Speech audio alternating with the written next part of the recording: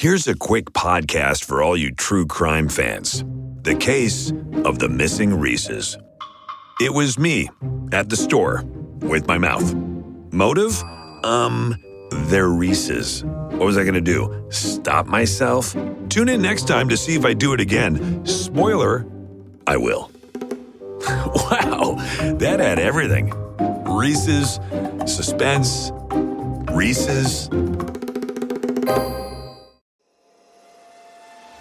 Last podcast on the left is all about the facts. So when Southern New Hampshire University came on as a sponsor, it was time to do some research. Turns out they offer more than 200 online degree programs, and get this, criminal justice and psychology are some of the most popular. Classes have no set meeting times, and tuition rates are some of the lowest in the U.S. Want to learn even more about SNHU? Visit snhu.edu/last. There's no place to escape to. This is the last podcast. On the left. That's when the cannibalism started. What was that?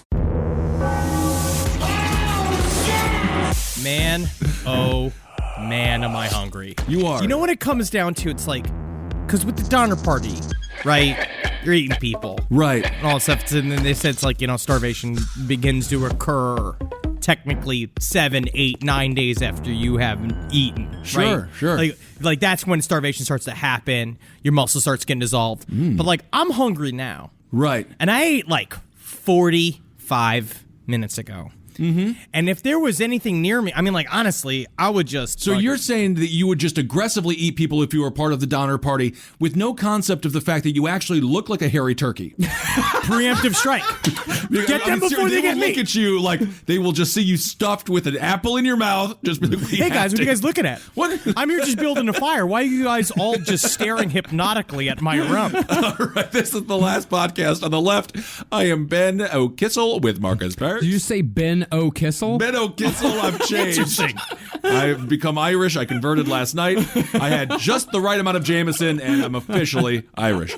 All right, and of course we have Henry Zabrowski. This story is still haunting me. I feel like there's a lot of people who are talking about this episode. I mean, like, we do serial killers, aliens, and ghosts, and obviously we'd like to cover many things MacLeod on the show, and I think that when we dip into history, people sometimes forget. Like, when you look back at it again, like, upon reading In Different Stars Above, it's just nothing but screaming. It seems like it, yeah. It is the most brutal story we've come across, besides the cement-bound girl. Do you remember that Japanese story with the girl that was tortured by all the bullets and put in cement? Yeah, like the Japanese cheerleader murder or something like that. I mean, cement girls. Yeah, cement girls. Unit 731 also, I guess that reminded me, you saying Japanese reminded me of that as well. That was also a pretty horrific history. Yes, it was. History episode. But what we're about to cover now, this is among the most harrowing tales in American history. And there are quite a few harrowing tales in American history. This is gonna get nasty, folks, so we are on to it. It's the Donner Party,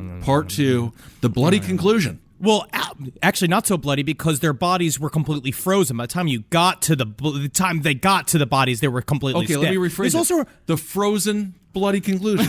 Very good. Thank you. But Alfred Packer was another famous cannibal, which we kind of were talking about, like, kind of cannibalism in the frontier times. It was actually, not that it was common. No. But it happened quite a bit. It happened like, twice. That's twice too many. I'm going to say quite a bit. Undocumented, how many times did it happen? 5 to 6. Right? Honestly, though, that's a lot of times. It's too many times. No matter if it's one time, it's too many times. Okay, let's do this. But Alfred Packer we were going to go to, Harold Schechter wrote a whole book about Alfred Packer, but it's very difficult to kind of pin down the details of what exactly went down because there was just, all we have is Alfred Packer's story. But that's a really good thing to look into if you want to look into, like, how fast it could take one dude to kill 5 other guys to eat them and then live off them for 2.5 months in the middle of the fucking snowstorm. All right. So when we last left the Donner Party, they had failed to traverse what came to be known as Donner Pass on their way through the Sierra Nevadas to their planned destination of California. Ooh. On the day of November 3rd, 1846, the advance team had been met by a snowstorm on the mountain above Truckee Lake. They camped out for the night, but when they awoke, they were all buried in snow. Yikes. They went to sleep, and apparently one of the lead dudes, because like a grown man, because at this point, I mean, it's been hot out there for a pioneer. All right, they're out there. They get stuck on there. They're like, okay, we're gonna make a big push. They were so tired. They're like, okay, we're just gonna sleep for the night because they were carrying the babies. It got so cold. All of the women, all the men were carrying all the children, which was half the camp. Right? They were trying to get them. They couldn't do it, so they went to sleep. And then the first one to woke up screaming, thinking that he was the only one left on the mountain because snow had covered everyone. And they all just woke up like, like if you've ever woken up in a yard after drinking all night in college. Sure. Well, I think if you wake up screaming, that they just call that a frontier rooster. First one to wake up. Truckee Lake also sounds like a place that you would go with your friends during your Jinko phase, and you smoke really bad swag weed, but you're just like hanging out at Truckee Lake. Me and D were talking about, how about if we just made a band that was all bass? So the team decided it was best to head back down, and the snowstorm that had begun the day before extended itself for a further 8 days. Oof. Now, before we truly get started on the tales of cannibalism, and I say tales in plural, it's important to know just how terrible the winter of 1846 into 1847 actually was. Okay. Besides all the other hardships the Donner Party encountered, they were caught in the middle of one of the coldest winters ever recorded, not just in the Sierra Nevadas, but in the entire Western Hemisphere. Yeah, they were in the middle of a thing called La Nina, which is Spanish for the Nina. Do you remember that? I do remember that. It's a great Chris Farley sketch. I would say this, could have done without that. If you're in this camp, you're just like, really, snowstorm. And then you have to laugh. Yeah. One day you have to look at your friends and be like, this is snowstorm. Like Clark Griswold, my mandatory Clark Griswold reference, where he just starts freaking and you just have to start laughing. And like, get me my boss, tied with a bow. But then it cuts to Clark Griswold chopping off Beverly D'Angelo's beautiful breasts and cooking them on a fucking spoke. Don't do that.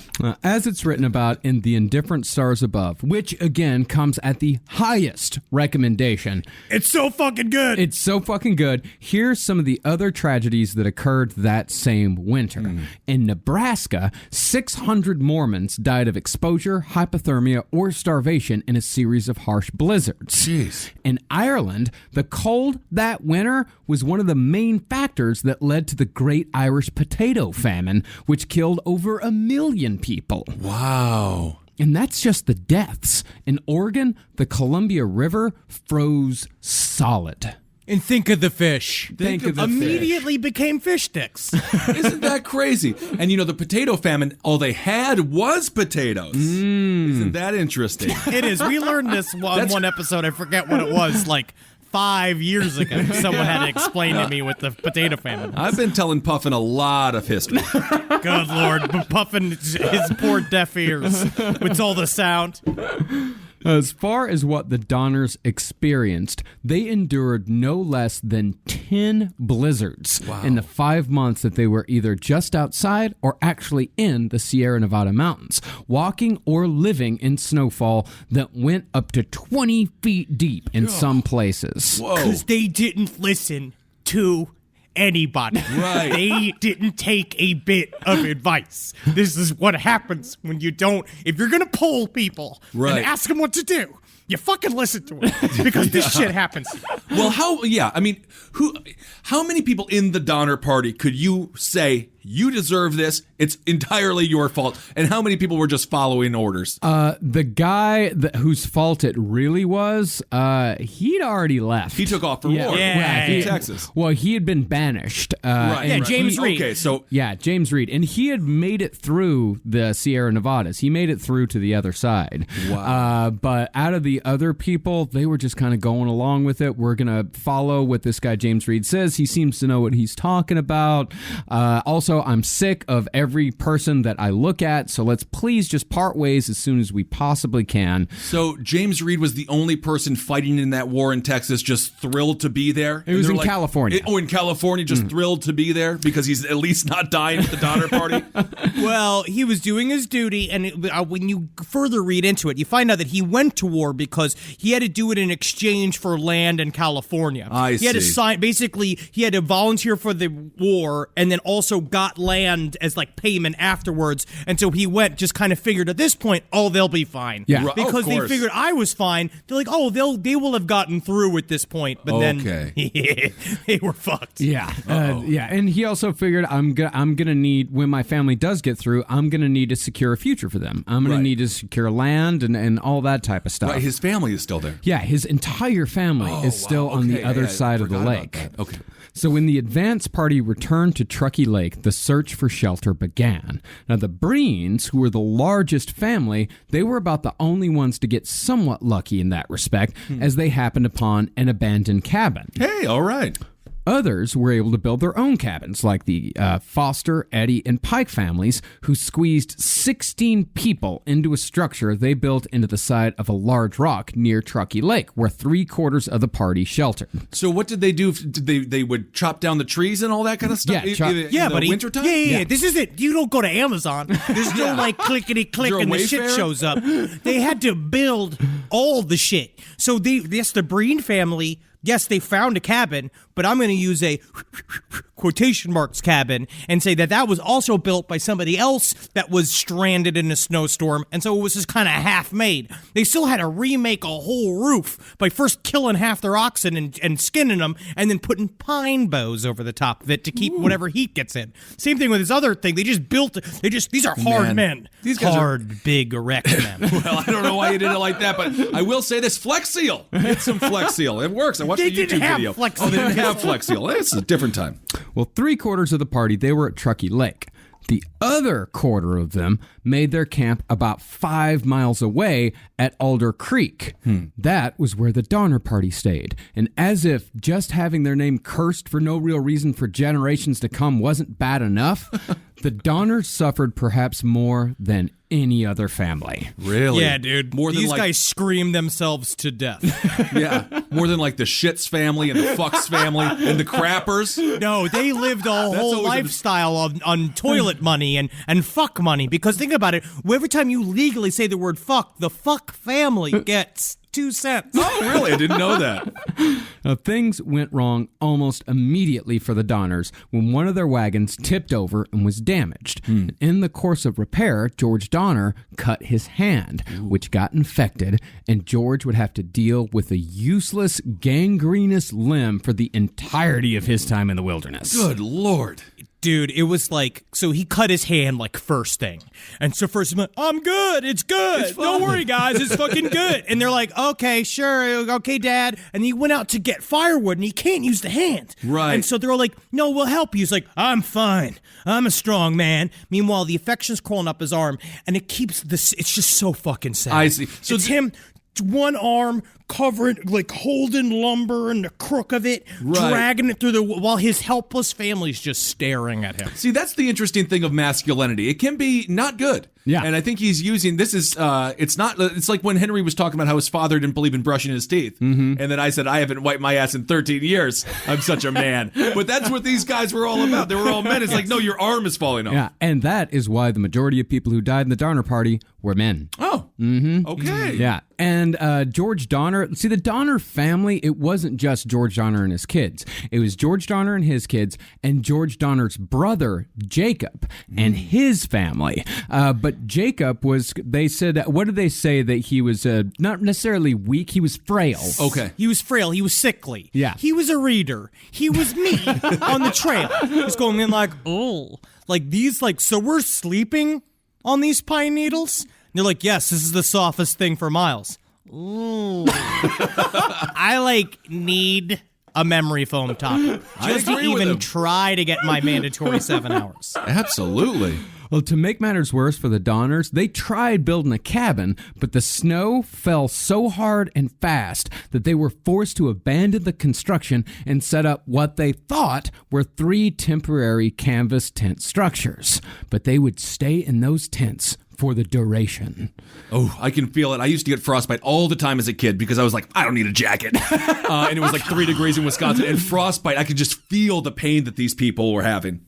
What's with you Wisconsin people? I don't know it's what the same it is. thing with our friend Adam Wirtz. Yes, they He's wear always sandals. wearing shorts. Yes, I know. Yeah. It's a point of pride, okay? Can we have something? Well, others were no better off than the Donners. A lot of them lived in lean-tos, or in the cases of the single men, they were pretty much just exposed to the elements. Jeez. The single men got the rawest deal of all. Really? Yeah, dude, they were just left out there because they were the hired help. These are the guys they hired to help them. And so they would have to be, which I still don't really understand how the hiring structure still holds in this scenario, where they were still technically working for the Donners and helping them put up the tents and put up all the cabins and shit. And then they're like, okay, thanks. Bye-bye. And then they have to go to their quote-unquote home, which was just laying in the dirt 20 yards from where the cabin was. Yeah, how are they getting paid every other Friday? How are they working?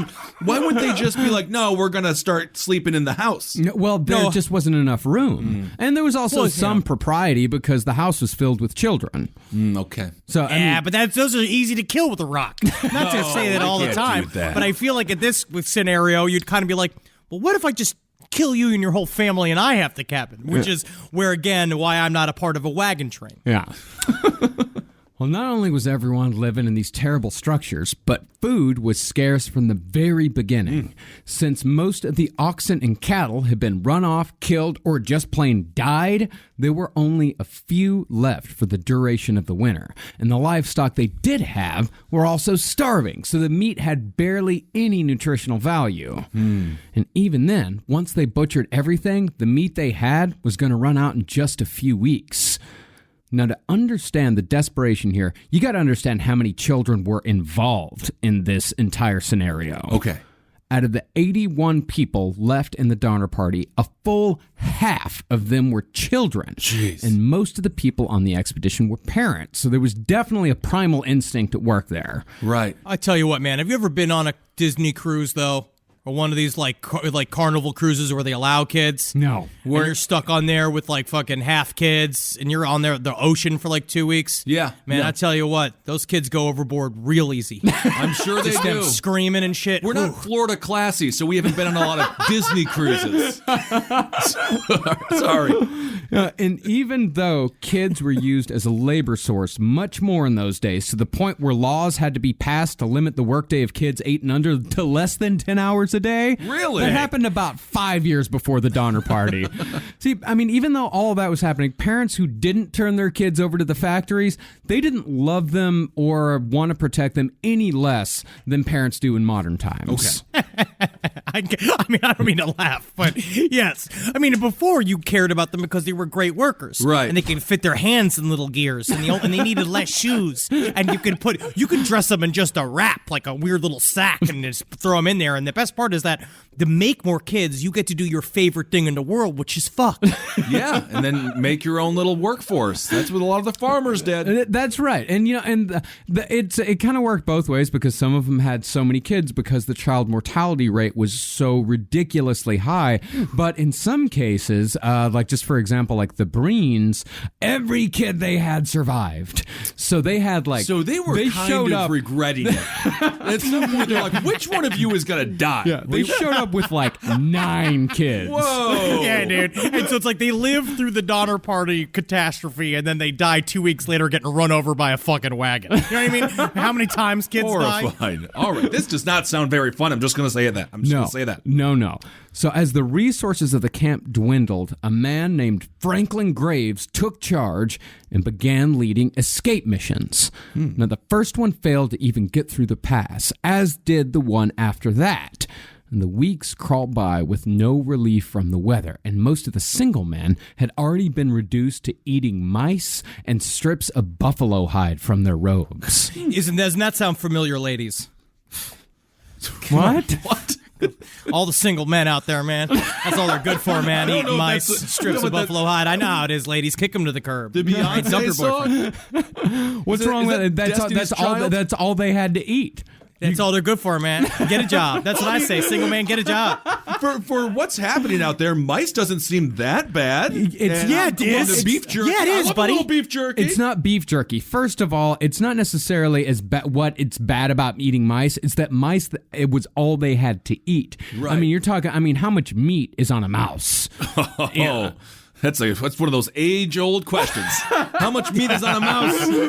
Do you remember Pudgy? Pudgy would have been good. Yeah. Oh, Pudgy was great. He was chubby. Yeah, but those are just, and there's like what? I think there was something like 6 or 7 of these single guys. Yeah, they're eating mice, and it's absolutely not beef jerky that they're eating. Like, they're eating rugs. They're eating their clothes. Oh, They're eating their like- clothes, and they have to boil them down until they become this jelly that you can consume. This gray, just flavorless stuff you scrape at the bottom of the pot and you just put it in your mouth. And also, these are full-grown men. These are hardened, a lot of them veterans, out here doing all this shit. And it's like, they are fighting over mice. Yeah. This is not like Crazy. they would see one and go run off like it's Wendy when I throw a fucking toy. And this is like a full-grown frontier man. And there's something about that that's very frightening to me. Yeah. It's a bunch of full-grown men with axes fighting over tiny animals. It's got to be weird being like, Henry, come over here. Take a when guys take a look at my dump, and then you're like, look at it. It's got a members only logo on it because they had to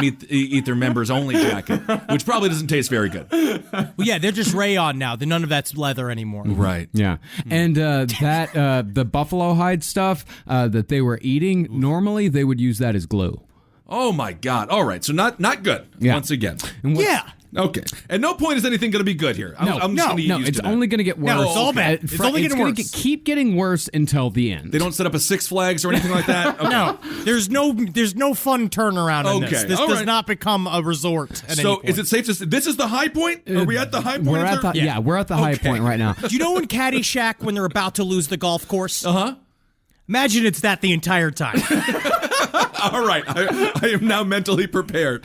And you mentioned Six Flags, and that was something that I kept thinking about when I was researching this. How boring was this? Oh my God. Yeah, buddy. I mean, you got to. There's nothing to do. You're constantly starving. Yeah. There's no activities. You're not going to be gabbing with the people. It's just survive. But that's the thing. It's not even like just survival because there's nothing to survive on. It's not like you're foraging. Horrible. You know who these guys needed? Ryan Stiles. Because Ryan Stiles improv, can huh? make enjoyment out of anything. Just land him in there doing party quirks. That's what they could have done. Whose line is it anyway? Shut up. Shut the fuck up. Well, what's more, the extreme cold meant that everyone's bodies had to work harder to stay warm, which burned more calories, which meant that people's bodies unwittingly started to cannibalize themselves before they started cannibalizing anyone else. Finally, in mid-December, about 6 weeks in, Franklin Graves couldn't stand to look at the gaunt faces of his family any longer and decided he would lead a team through the mountains at any cost. This guy was a fucking badass. He was.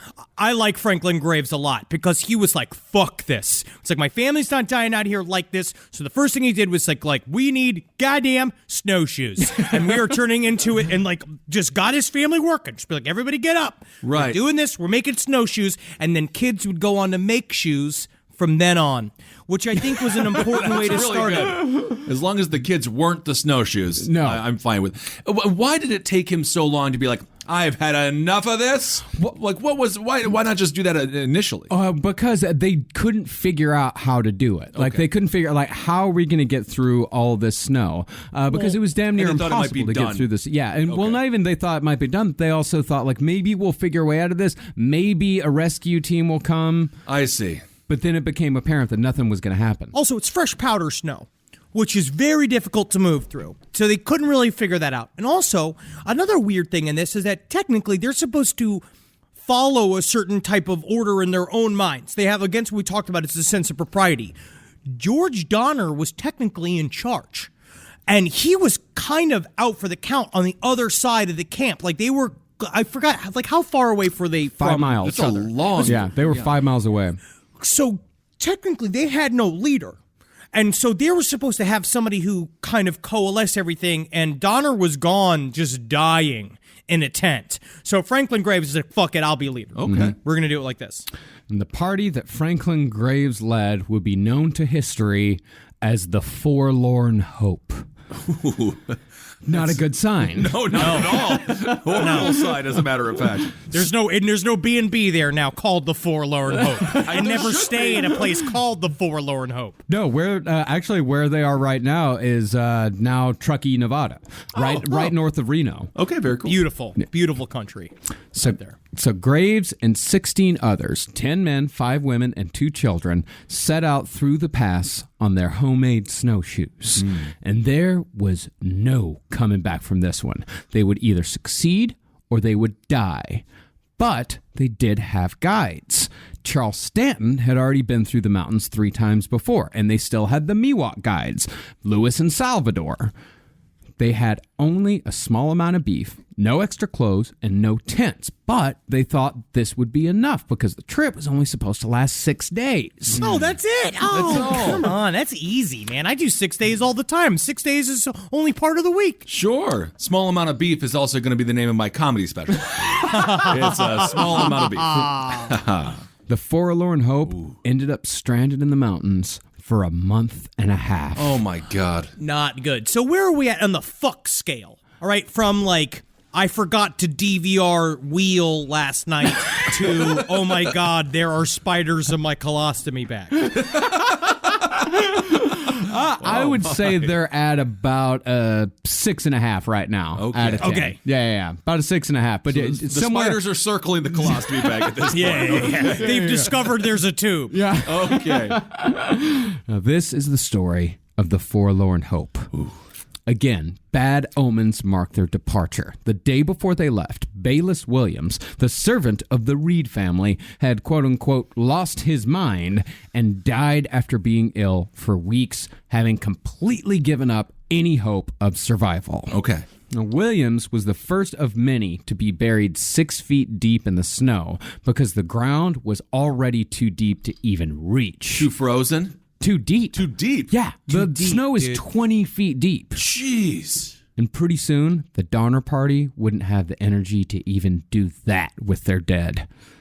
So the Forlorn Hope knew their journey would be difficult, but they didn't really know how horrible it was going to be until they actually got out into the deep wilderness. The snowshoes worked, but the act of sinking down your foot and having to pull it back up again with every step was exhausting. Yeah. And right now, you're thinking, oh, that's not a big deal. Like, oh, I walk through snow. I do all this kind of bullshit. But it's number one, you're on a mountain. Yeah. Number two, yeah. It is fucking to the death. This walk is to the death. You are starving and you are bored. The only thing you have to concentrate on is the movement of your feet, which is eventually going to make you kind of go insane, Yeah, too. it's a nightmare. And also realize the gravity of how fucking difficult this is. Absolutely. Yeah, this sounds almost impossible. Yeah, I mean, to put it into perspective, just think about how big a pain in the ass it is to just walk like 2 or 3 blocks in a heavy snowstorm. Yeah. Then multiply that by 1,000. Then put it on a mountain. Then add the fact that you haven't had a real meal in months. Jeez. And that was just the walking. There was also the snow blindness. As Brown lays it out, snow blindness occurs when ultraviolet B rays reflect off the snow and damage the person's cornea. And the higher the elevation is, the worse it is. It makes you nauseous, it gives you a splitting headache, and eventually it blinds you. And if the exposure is long enough, the blindness can be permanent. And the Donner Party didn't have the slightest idea how to fight it. Could have done without that. Yes, indeed. You know Wow. what happened was that they didn't have sunglasses. No. They didn't make this look good. Which is Right. why normally this is like not a thing you think about. They didn't know what it was. Yeah. They're just walking, all of a sudden they're going fucking blind. And That's I'll tell you what, horrible. and if you think that's hard, try running a podcast network. And then we're Oh gonna my! talk I about can what's relate. difficult. Every day. Yeah, man. They should have gotten one of those military grade sunglasses that you can run over with a truck. Should have got it in 1846. They should have just ran. I mean, just put it into their Amazon wish Yeah. list. Yeah, Definitely. get They that- should all be watching the same infomercials at the same level of drunk that you do at 4 a.m. and then they would have been fine. Yep. Well, it's a good reminder that we're not living in the worst times. No, we absolutely is are not. much worse. We're all flush with tactical flashlights. Oh yeah. But as difficult as the snowshoes were, they were essential in the first part of the journey, as the only two without them turned back in the first day, bringing the party down to 15. But they hadn't made it 3 days before they would lose another member. But this time, the loss would have grave consequences for both the Forlorn Hope and the people back at Truckee Lake. Okay. See, even though Lewis and Salvador had crossed the pass before, they'd never taken the path that they were now walking on, and that was paired with the fact that the two barely spoke English. Why don't they go on the treaded path ever? Because they can't see the wagon trail. Yeah. Because it's covered in snow. I So see. normally the wagons have ground a path into the rock, but they can't see it now, and so they're just walking around in their hands, and they're fucking half blind as well. Right. The Forlorn Hope's main guide was Charles Stanton, but Stanton's fatal flaw was that he was only 5'5". I'm being triggered on purpose. That is put in there. You're saying, yes, he has little legs. I'll put this in. I'll read this in the outline. That meant that he has little legs, but had much more difficult time pulling themselves out of the snow again and again. Actually, And first of all, I was planning on reading it this way. That meant that his itty-bitty legs had a much more difficult time pulling themselves out of the snow. No. Technically, according to my IMDb, I am 5'8", and if you notice when I wear my heels, no, I won't. You go back to the book. Charles Stanton was very handsome, very strong, and very brave. The reason why he died first was because he had already been up and down the mountain pass 3 times. Oh, he's too which is what a alpha. short man could do. He was Right. too good. Oh, I see. That's why he died. He was also more susceptible to snow blindness than many of the others. He's so close to the ground. He's like, oh man, what a guy. God damn it. And this was only the 3rd day. And that time, they'd only made it 14 miles. And they had 50 more miles to go. Jeez. Stanton started falling behind, catching up to the group at night. Then, on the 5th day, as all the others stood to leave the camp, Charles Stanton sat down with his pipe and told him he'd catch up later. Where you guys get down to the end of the hill. I'll be right behind you. Hey, before you go, Mary Sue? Mary? Yeah. Can you just tell me how 7 ends? The movie 7. The movie 7? It's Brad Pitt's wife's head is in the box. Wrath. It's Wrath. Brad Pitt's Wrath. Well, I'll catch up to you soon. Okay. Strange you know what the movie 7 is. I just need to know. It's been plaguing me. I haven't got around to seeing it. There's so much content. Well, it doesn't come out for like 200 years, so yeah. This podcast is brought to you by Squarespace. Squarespace is an all-in-one website platform that helps you stand out online. Yes, that's right. You don't have to smash your face with a hammer. You can just start a business. It's got everything you need on Squarespace, from securing your domain to building a professional site and showcasing your work all in one place. Let's say you want to show everybody how you can carve your ribs out of your lower abdomen so that you look more like a Ken doll. That's amazing. You can bring your vision to life with AI-powered design or curated templates, plus flexible editing tools that helps you create something that truly reflects your style, especially if you are somebody that is trying to corrupt the young men of America. That's what Squarespace is really going to help you. Squarespace makes it easy. It makes it easy for you to put all that together, and you just go to Squarespace and do it all. Thanks, Braden. Head to squarespace.com/left for a free trial. And when you're ready to launch, use offer code LEFT to save 10% off your first purchase of a website or domain. Is there anything better than a summer evening outdoors?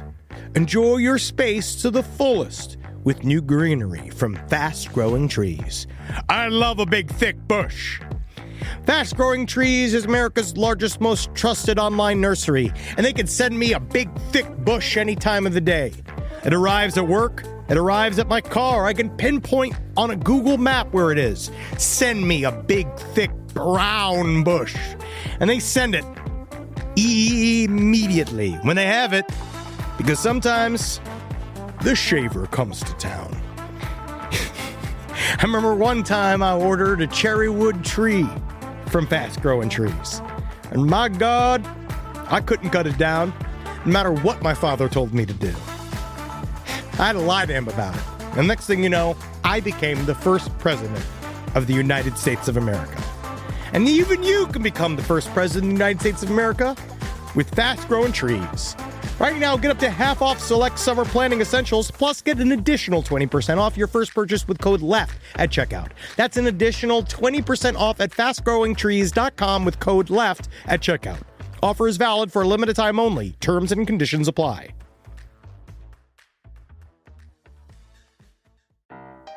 Hey there, everybody.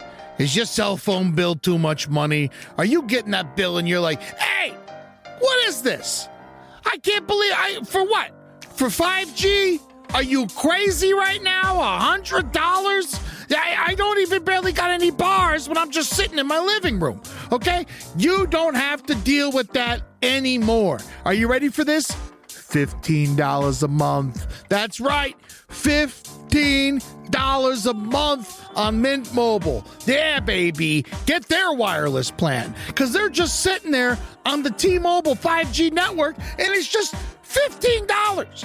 Your whole life, you're just paying all this money every month. You're like, why? Where's it going? It's going to these phone companies that are robbing you. So go to Mint Mobile. Let them help you talk to your mom. So get your new wireless plan for just $15 a month. Go to mintmobile.com/LPOTL. That's mintmobile.com/LPOTL. Cut your wireless bill to $15 a month at mintmobile.com/LPOTL. That's it. There's no catch. Upfront payment of $45 for 3 months, $90 for 6 months, $180 for 12 months. Plan required, $15 per month equivalent. Taxes and fees extra. Initial plan term only. Greater than 50 gigabytes may slow when the network is busy. Includes up to 20 gigabytes hotspot. Capable device required. Availability, speed, and coverage varies. See mintmobile.com. Well, Charles Stanton never caught up. Ooh. His body was found 5 months later in a hollow stump nearby. Because remember, he was small enough to fit into a hollow stump. Where is he? Where the heck is this guy? Oh my God, he's laying completely. To show everyone that even in death, he had a sense of humor. Okay, so how did he ever climb out of the stump? Maybe he couldn't climb out of the stump. Maybe that was the problem. He was warm in the stump. I see. Okay, so remember, these people, they were not in tents at all. Right. They were sleeping outside every night in temperatures that ran from the low 20s to the high teens, with mountain winds making it even colder. Wow. And it was snowing almost constantly, with only a few breaks. And when the sun finally came out during the day, giving them just a little bit of warmth, it melted the snow, which made it even harder to walk through. So they're walking through a slushy. Yeah, basically. Sometimes, yes. It was either I can feel a tiny bit of warmth on my skin and have to go through a hell slog, or I can be freezing cold and able to walk on like the hard crust of frozen snow. Right. Now, since Stanton died, the party had no choice but to follow Lewis and Salvador. Oh, man.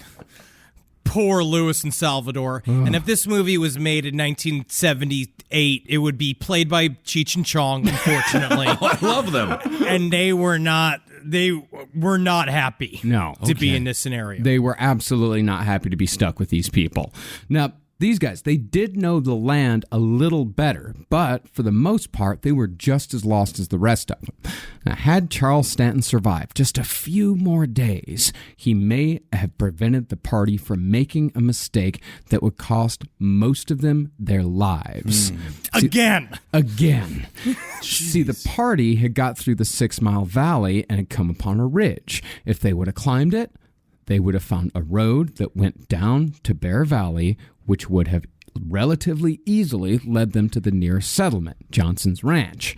If they would have done that, the journey would have taken them 9 days at most, just a couple more than they had estimated, which would have brought the rescue parties to the camp at Truckee Lake a lot faster, which would have prevented all sorts of tragedy. Yeah, dude, it was right over the ridge. Right. All they had to do was peek over the ridge, and they would have seen where they were supposed to go. Oh my God.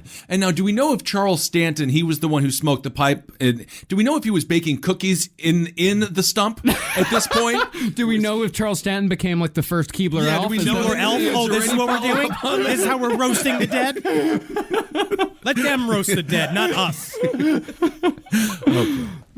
But instead of climbing the ridge, the Forlorn Hope turned south to the easier path and went downhill. They then descended into a 3,000-foot deep canyon, having no idea where they were going or what they were doing. Total nightmare. Yeah, dude, we're moving towards the level of fucked of, I've left my keys outside, I left my keys inside, and I just got out of the shower. I walked out the door thinking there was an intruder. Now I'm locked outside and I'm nude. Yeah. Wow.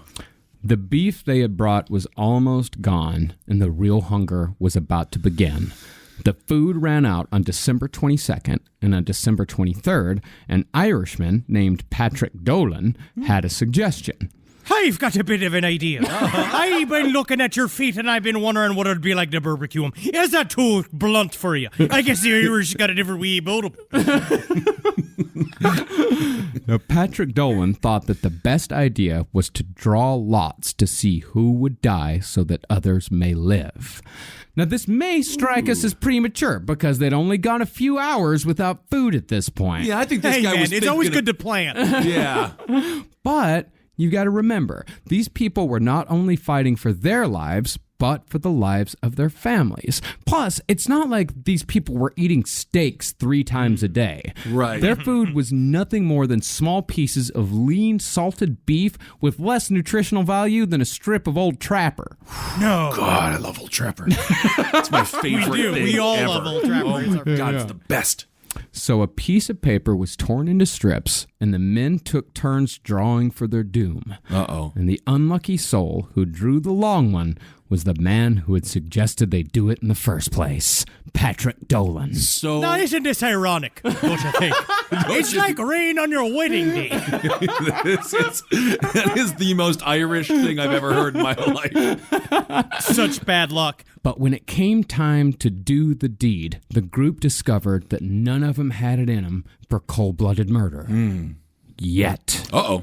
But as William Eddy, who, by the way, William Eddy, he suggested a duel instead of drawing lots.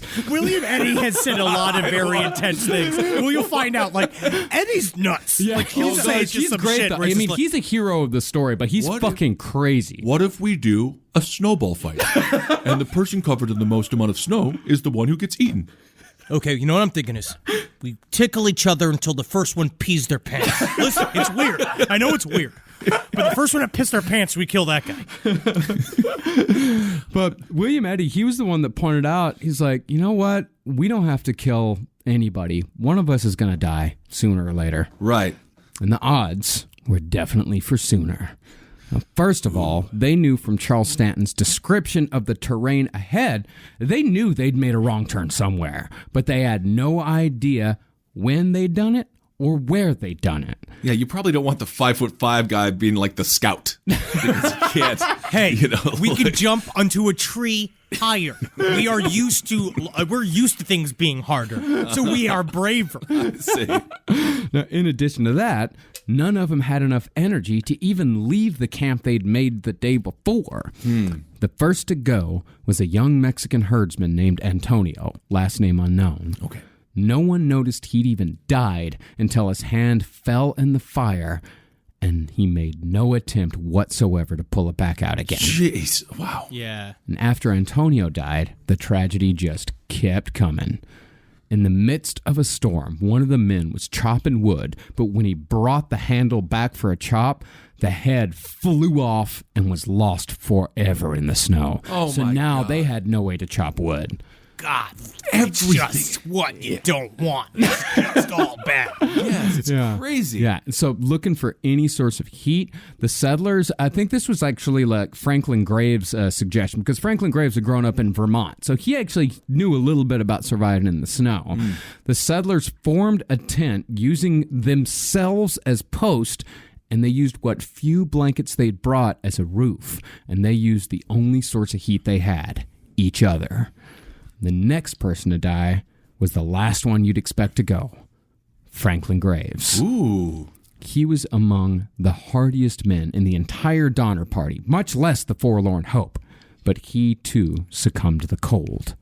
As he lay dying, he told his daughters, who were 2 of the 5 women in the group, that they should eat him, lest they die the same death as him.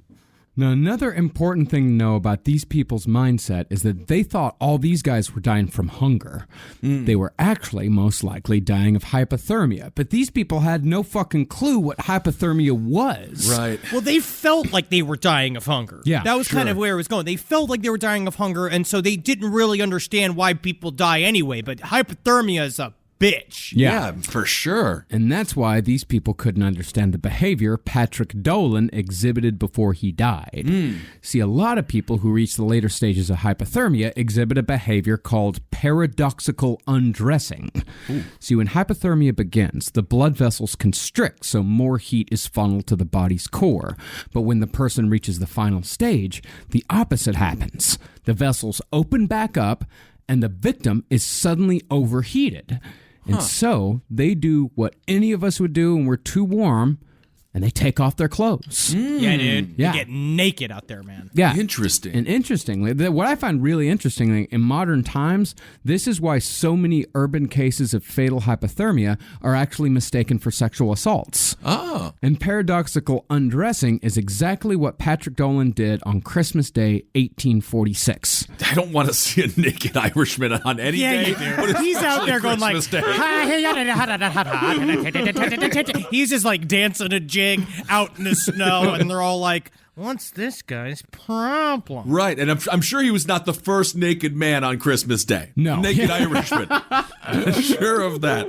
So after stripping, Dolan tried crawling out of the makeshift tent into the snowstorm that had been raging all day. Ooh. They tried holding him back, but he made it out. And this is another sign of hypothermia. It's a syndrome called hide and die, or terminal burrowing. It's thought to be a primordial instinct to run for protection, and roughly half of all hypothermia victims do it. So the group managed to get Dolan back in the blanket circle, but by that afternoon, he was dead, and the hunger was getting worse. Their livers had begun to break down, and their bodies started producing acetone, making their breath smell like nail polish. Ooh. Then more of them started losing it. A 13-year-old boy named Lemuel Murphy managed to capture a mouse while he was trying to find dry wood, and he just popped it in his mouth and ate it alive.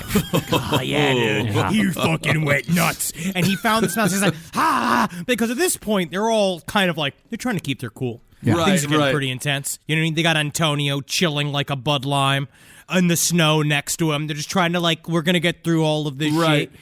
He goes out, he eats the food. The problem is this. About 36 hours into starvation, the hunger pains begin to leave because your body starts to readjust. Like it makes it so, because basically hunger pains come from the glucose levels in your brain reach a certain point where they're like, okay, you got to eat. We're going to make it really difficult for you to not eat. You're going to eat whatever the fuck comes across.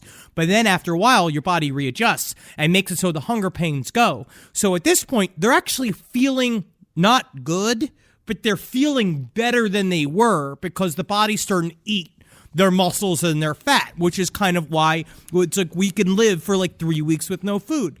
But Right. as soon as you eat, it kicks the system back in. Yeah. So Lemuel Murphy, he eats this mouse, and then it makes him go fucking cuckoo bananas. Interesting. Well, you hear those stories with the Holocaust survivors when they were fed a bunch of food and then they would die from eating. That happened to one of the Donners. Oh, really? Yeah. Okay. Not good. So after... Can I just say it's not good? You can not say good. Yes, It's I'm not gonna good. say great. it's Thank you not for good. qualifying. Yeah. You're right. So after the Lemuel Murphy ate the mouse, he started attacking everyone else, biting on their arms and just yelling one thing over and over and over again. Give me my bone! While Give he's me my bone! biting on her, saying, "Give me my bone! Give me my bone! Give me my bone! Yeah. When did he turn into a shaggy dog? He died at 2 a.m., and his body was rolled out of the circle into the snow. There were now 3 bodies laying in the Forlorn Hope's camp. And that's when the cannibalism started. Yay! He did it! He did it! That's when the cannibalism started. I said it. I said the thing. He said the line. And that's when the cannibalism started. I said the line. I did what you wanted me to do. That's from the intro of the show. I know it is. I did the thing that they Rise from wanted your me grave. to do. And that's when the cannibals started. Cannibalism started. Yeah, I remember these. Cool. I love it. Awesome. So the morning after Murphy's death, it was decided there was no other choice, so they began butchering the 3 bodies that lay frozen in their camp. Okay. So they did have to choose. So they had to organize who was going to get who. Okay. Because no one wanted to eat a member of their own family. Jeez. First, they removed the heads, hands, and feet of the cadavers, which is common among cannibals as it helps to dehumanize the meat.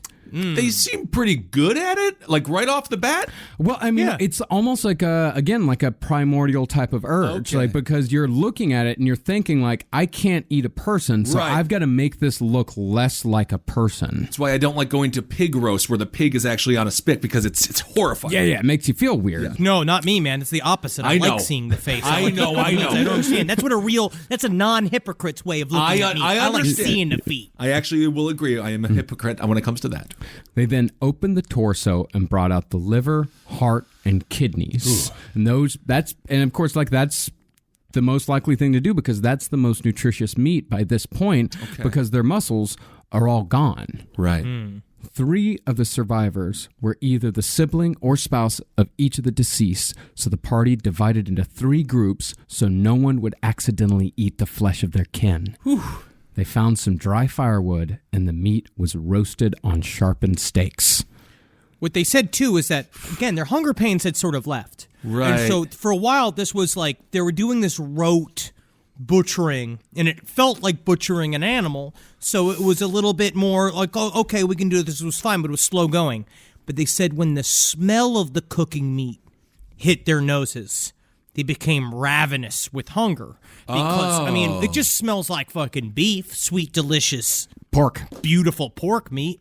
Yeah, interesting. The only ones who didn't partake in the meat were Louis and Salvador. Because they looked at this whole thing like, this is an abomination of the highest order. Right, right.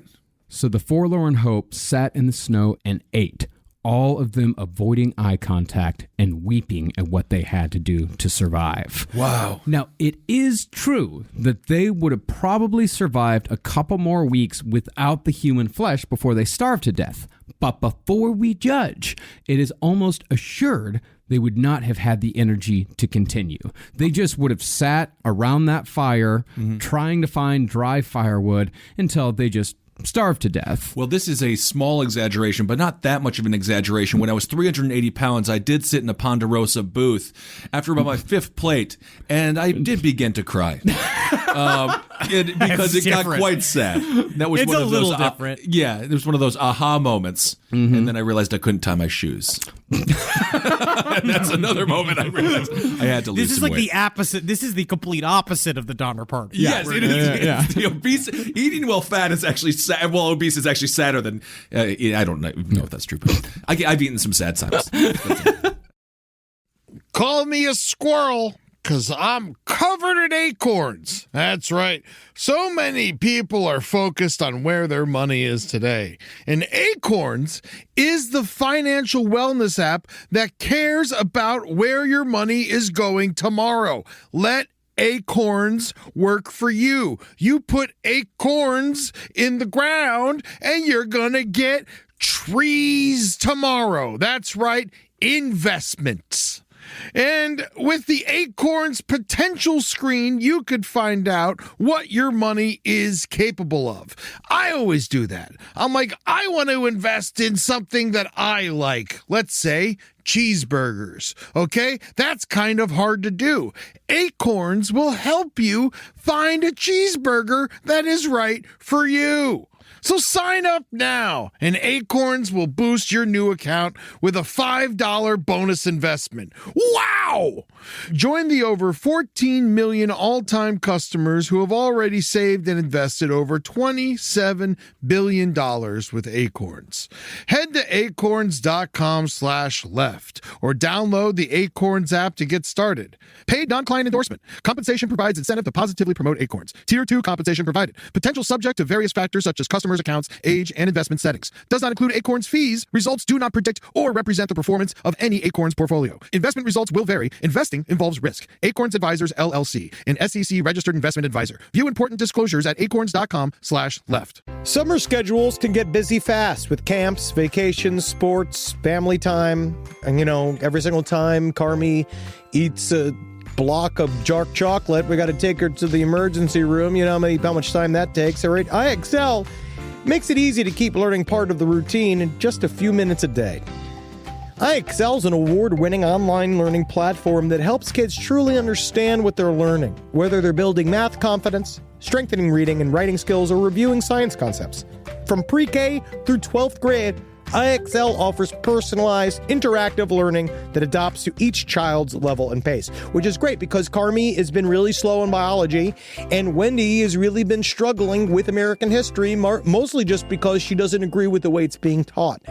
So it's really important. You make an impact on your child's learning. Wendy, as soon as she gets her chicken, she is ready for all of her lessons. And Carmi just really has to eat 5 or 6 bites of liver, beef liver, chicken liver, and then she can really get down to, I'm hoping this is the year she reads To Kill a Mockingbird.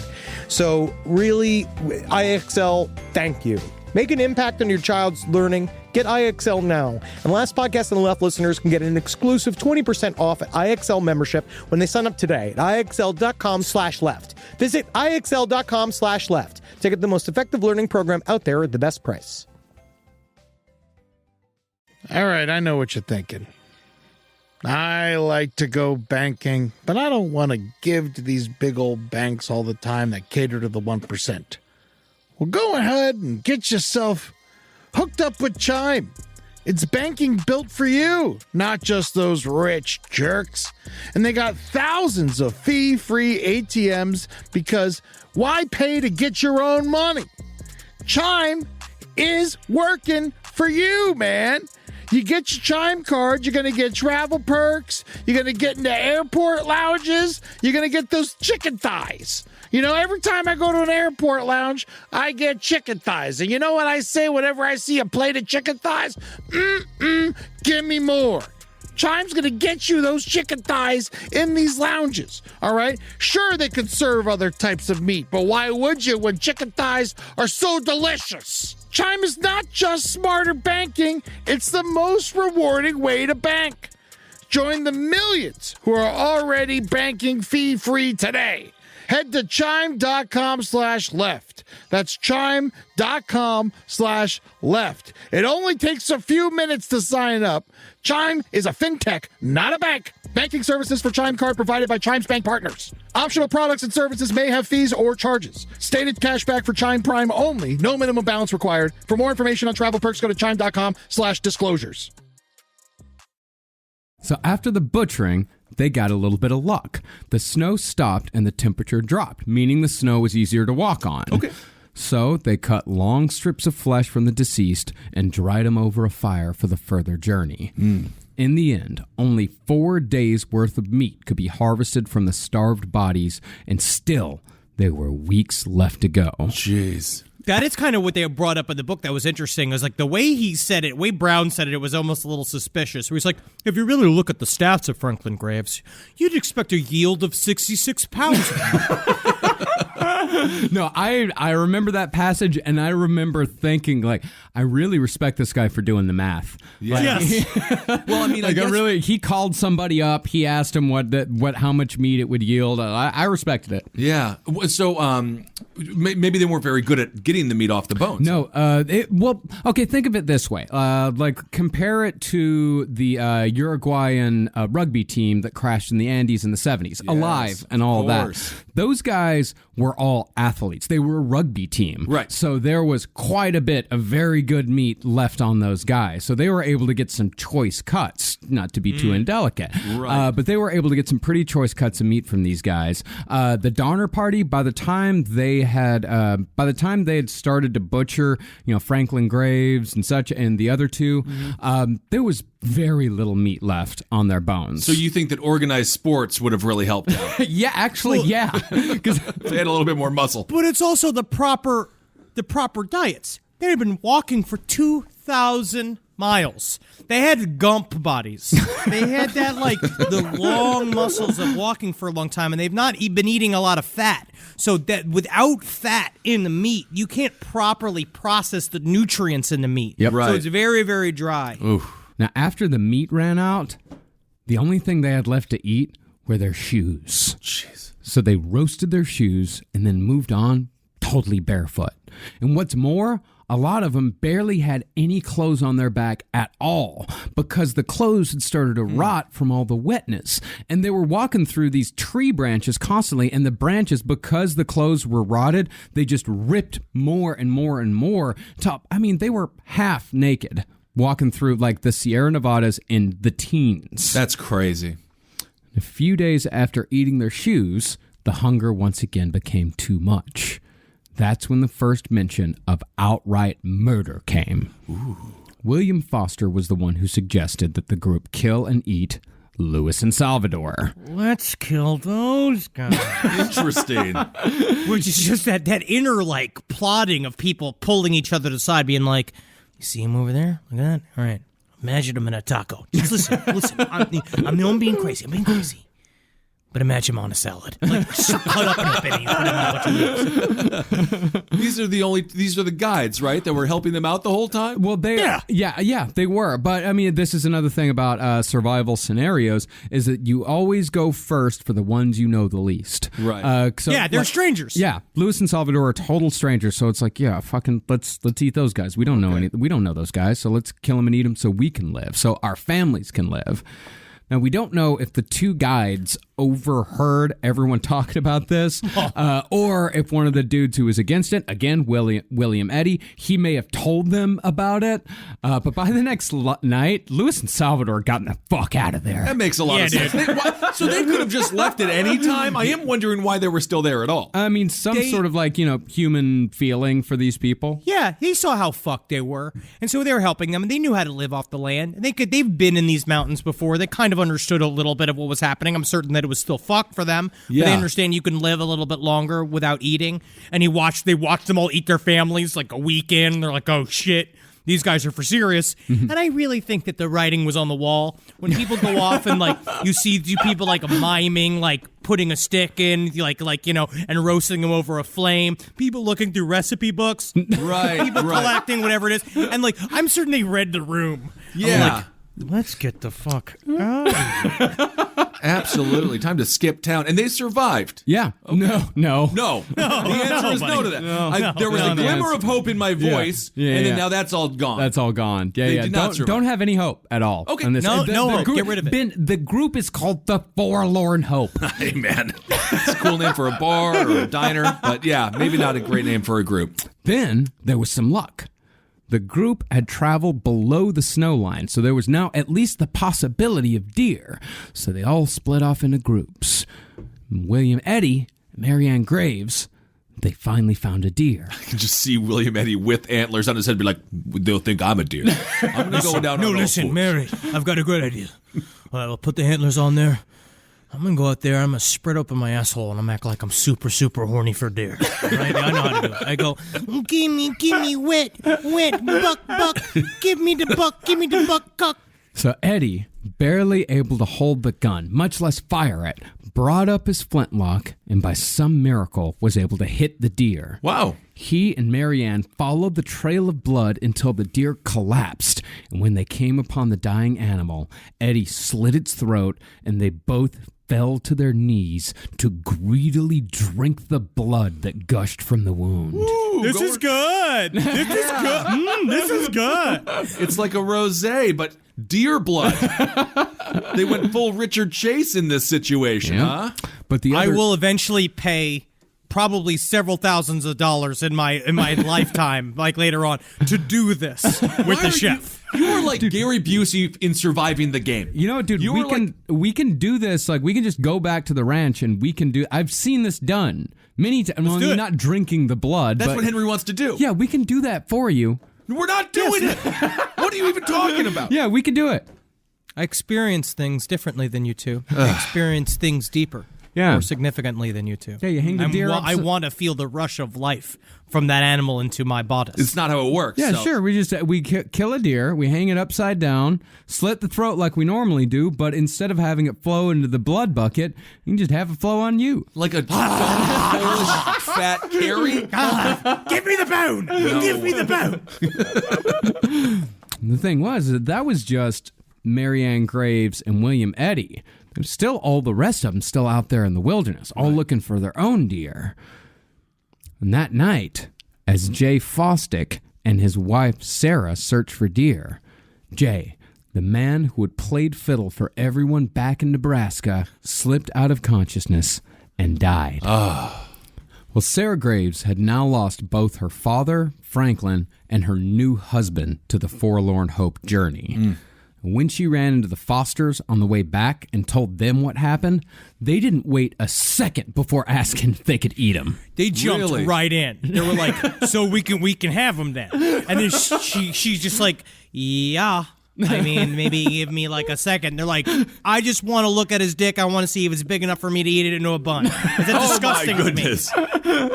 Wow. Yeah. So they were all about it, the Fosters. The Fosters were all about it. Okay. Like, she just looked at him and said, like, yeah, you can't hurt him now. Go ahead. Jeez. So the Fosters butchered the body on the spot for convenience of conveyance and brought the torso, legs, and arms back to the camp on their backs. My God. And even though William and Marianne had brought venison back to the camp, the Fosters still impaled Jay Fosdick's heart on a stake, roasted it, and ate it up. Now, I don't want to be crass here, but did they tie his arms like a little backpack around their neck? How do you haul this body? No, they butchered it, meaning they cut off the arms, they cut off the legs, and put them into like little pallets and put them on their back. I see. So he could carry the torso and she could carry the limbs. Yikes. But then they said it was the same. It's the smell that did it.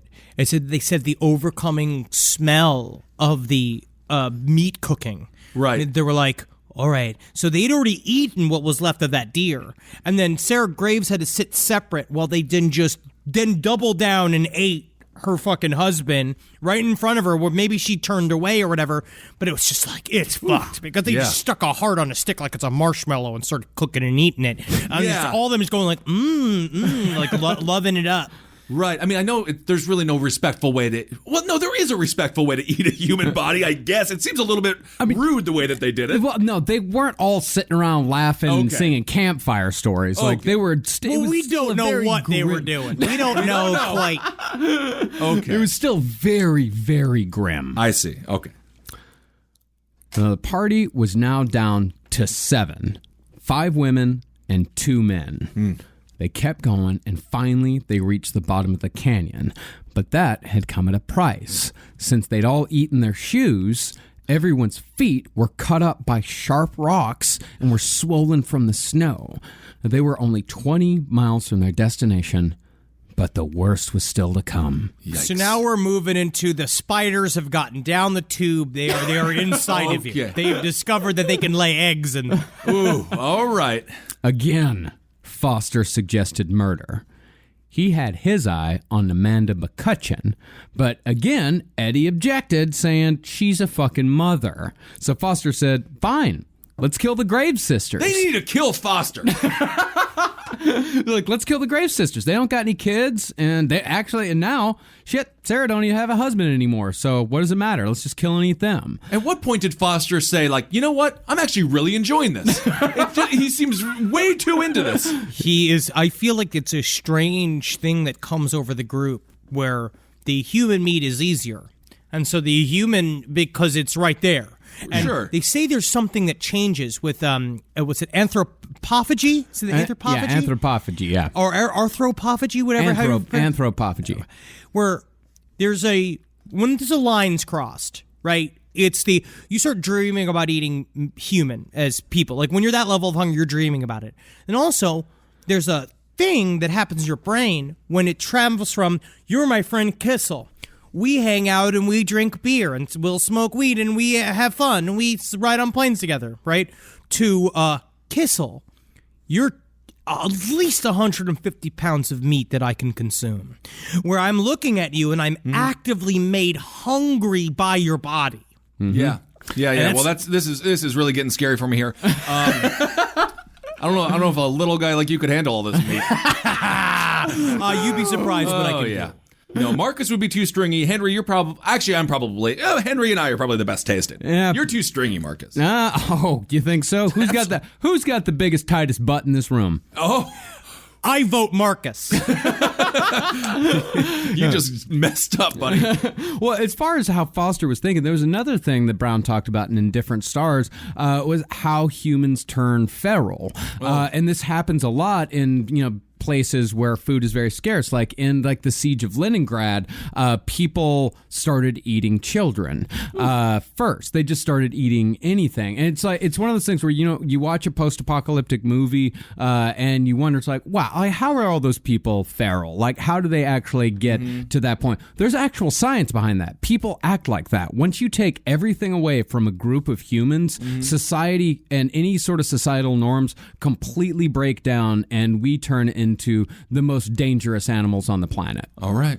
But after Foster suggested that they eat the Grave Sisters, fucking Eddie stepped in again. Okay. He drew a knife and said that he would kill Foster if he didn't fucking drop it. Nice. That's one version of the story. Okay. The other version is even worse. The other version says that Foster even went so far as to lure Marianne away from the camp so he could kill her before Foster stopped him. Mary, I'm over here. I'm here with Deborah. Wait a second, is that Yeah, it's me. Wow. Everybody loves me. Ray Romano? Come over here, Mary. Certainly not gonna eat you with my father. What's he doing out here? No, considering how weak everyone was, it was probably more likely that Foster just suggested it, and Eddie, weakly pulled out a knife. He's like, I'm gonna fucking stab you if you say anything else. Okay, right. So everyone is very weak here. Everyone's very weak, yeah. But eventually, Foster would get his murder, although the victims would not be in their immediate group. A couple of days after the murder threat, the party, by chance, ran into Louis and Salvador. Yeah, dudes. And if they were doing the if it was Cheech and Chong behaving it, they have since found a pine cone that they're smoking. And they're having a great time with two big-titted, women that they think are big-titted women, but it's just clods of dirt that they put together. Now, stories vary as to how it all went down. Some say the party came upon Louis and Salvador laying by a stream, too weak to move, near death. Okay. And it said that since they were near death, Foster took out his flintlock and shot both of them in the head. All right. The others say that Louis and Salvador, who were Miwoks, by the way, these guys, they knew the land, and even if they didn't know the land, they sure as hell knew how to survive on it. So it's possible they were doing just fine and were killed as healthy men.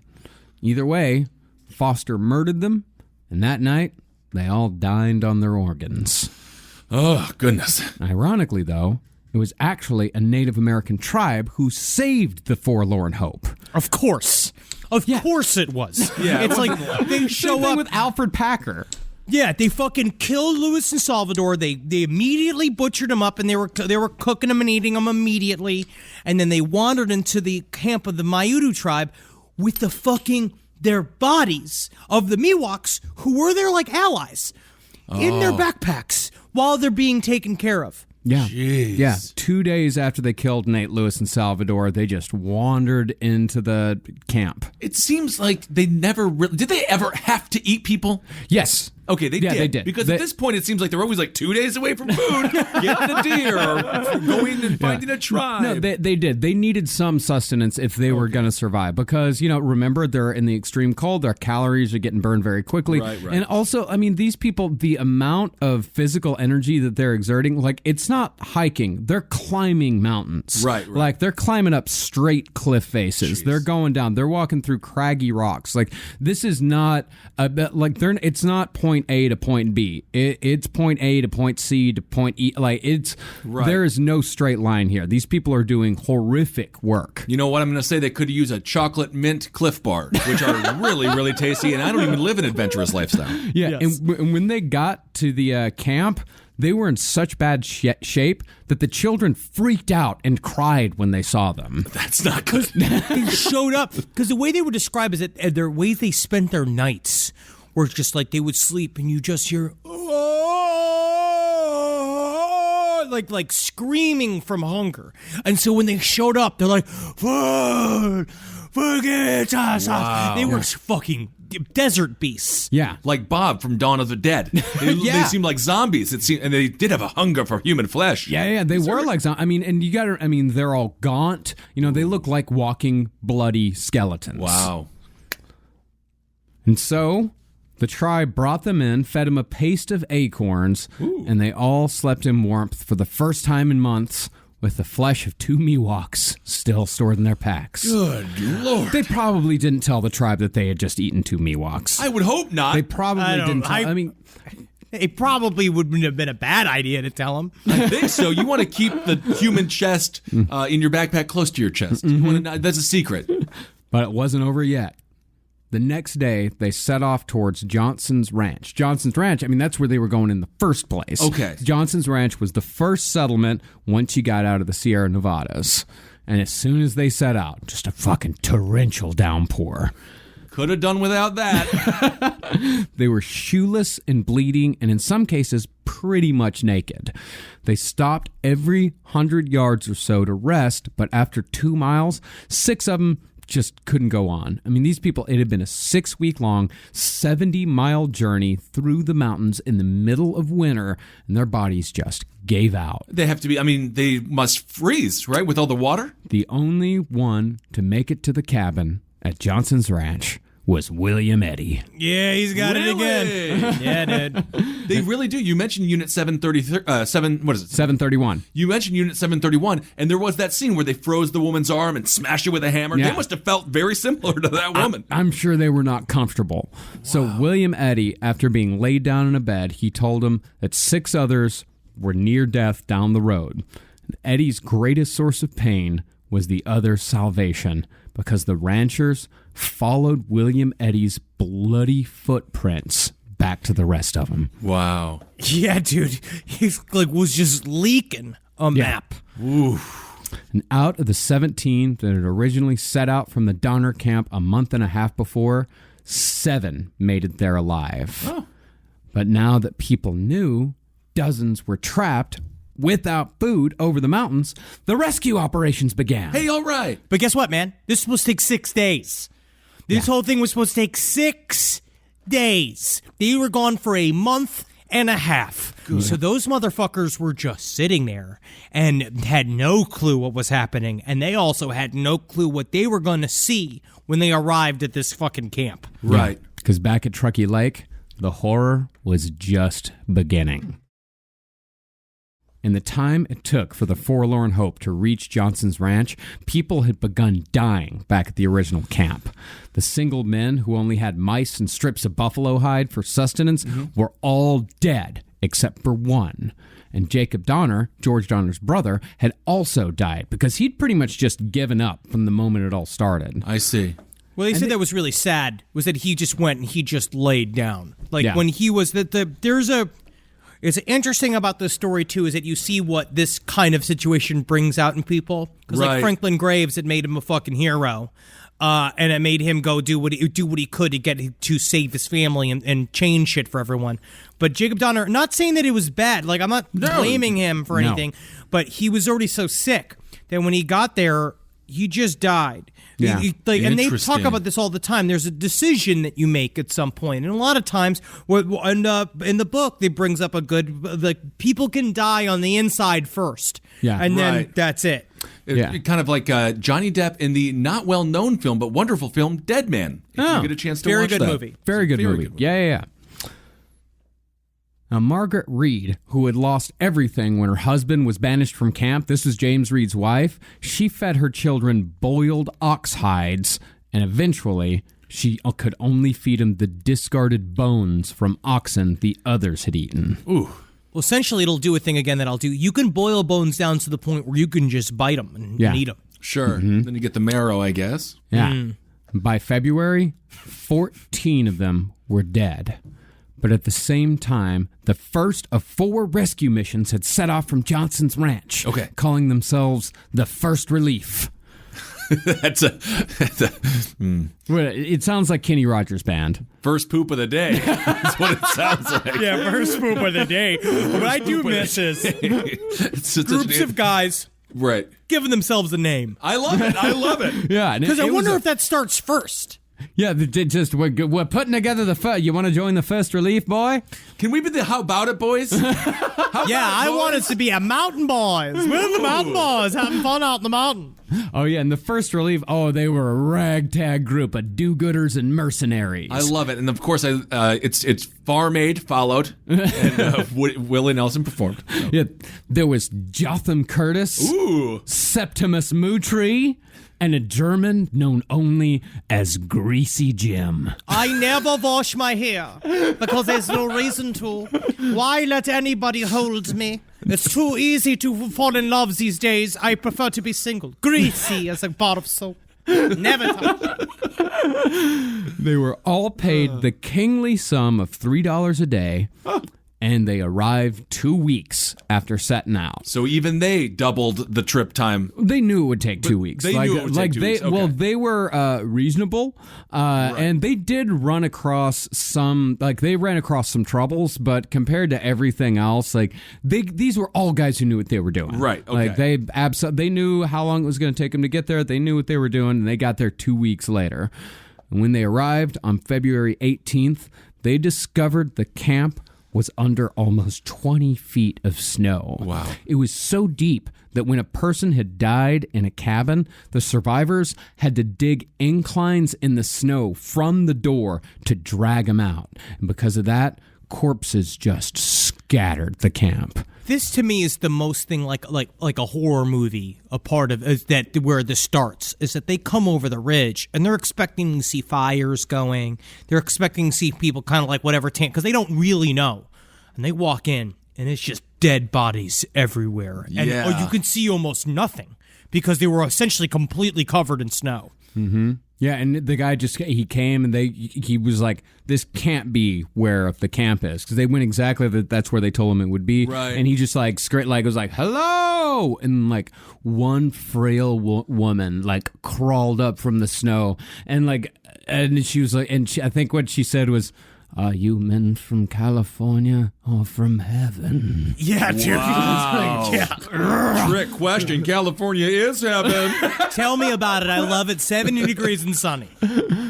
22 people were brought out by the First Relief. Most of those were children, but scores were still left behind. Now, Margaret Reed and 4 of her children were included on that first trip, which was actually relatively not that bad. Only 2 people died on that one. That's it. Yeah. That's it. Okay. But one of those was 3-year-old Ada Kesselberg. It took the First Relief a day to convince Ada's mother to leave the little girl behind. And the man who finally convinced her later wrote that the child's spirit had went to heaven, her body to the wolves. Ooh. And as the First Relief crossed the pass, they met the Second Relief on their way to the lake. Hey, all right. That group was led by none other than James Reed, back from fighting in the Mexican-American War. It's unbelievable. People didn't believe me that I would be a part of this entire expedition. But I said, I'm going to come back from Mexico, and I'm going back to that mountain. You can't even believe. It's incredible what I can do. James Reed, he had never forgotten his family, but after he lost a battle, he left the war and traveled to San Francisco, and he managed to raise $1,000 for the rescue attempt, and he also gained the support of the Navy, got a few men from them. Okay. Because James Reed went to San Francisco and was like, listen, there's 80 people trapped on the other side of the mountains. Could you please help? Right. So James Reed, he's coming through. Huh. So when Margaret Reed saw her husband, she fell to her knees. He ran to her. They embraced. He found out 4 of his children are alive. There's still a few more back. There were still 2 more back at the camp. And so he reunited with his wife, which he hadn't seen in like 4 months, only a couple minutes before he said, I got to keep going. I got to save the other kids. Oh, my goodness.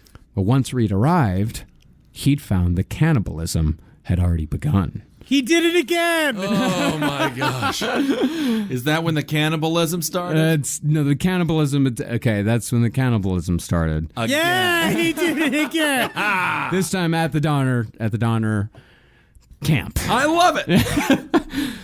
So James Reed, he went into the Murphy cabin, and in there, he found gnawed human bones strewn upon the floor next to clumps of inedible human hair. Laying in the beds were the weakened children in the care of a woman named Lavina Murphy. It had been the children who had eaten the dead. Really? One man wrote that the survivors looked more like demons than human beings. Oh, my goodness. Yeah. That's to be honest, that's a lot, right? Because like kids kind of scare me anyway. Right. Mm-hmm. Just in terms of just their potential. You don't know what's going to happen with them. Again, go on a Disney cruise and tell me that you don't experience fear of children. But the idea of children that have gotten a taste for flesh and them all just being like... So it's like immediately looking at you like you're a pile of sausages with a hat on. Terrifying. Now, the Donners had resorted to cannibalism as well.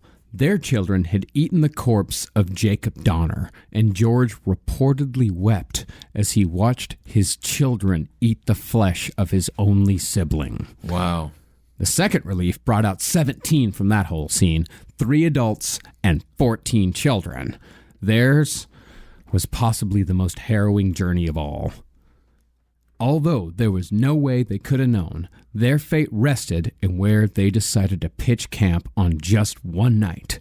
As Brown wrote in The Indifferent Stars Above, the place where the second relief pitched camp was just about the perfect spot for experiencing the worst blizzards the Sierra Nevada had to offer. And interestingly, less than 100 years later, Walt Disney chose this spot for his Sugar Bowl ski resort, boasting the most snowfall of any resort in California. Oh, Walt Disney. Great corporation. Wonderful man. And, just down the road, this is how bad the weather is there. Now, there's a meteorological lab placed there specifically to measure extreme weather conditions. And this is where they decided to stay for the night. Wow. They had no idea, of course. That's the thing about the Donner Party, like again and again, like they just had no idea. They just had no clue because no one had ever been in the mountains at that time of year. Right. Everyone had always cleared out. Because the Native Americans knew to not be there. Yeah. Because it sucked being there. Of or else they course. would have been there. Yeah. It was like The Shining. Yes. Very good. Good reference. Very good. Very good. They ate each other up. Now the storm came. All right. Now the storm came on March 5th. Okay. It was so cold that one of the men leaned too close to the fire and didn't notice until the flames had burned through 4 shirts down to his skin. And there was so much snow that the fire pit actually just kept sinking down. Eventually, it made it down 10 feet, and it formed like this big pit that all 17 of these people used as a burrow.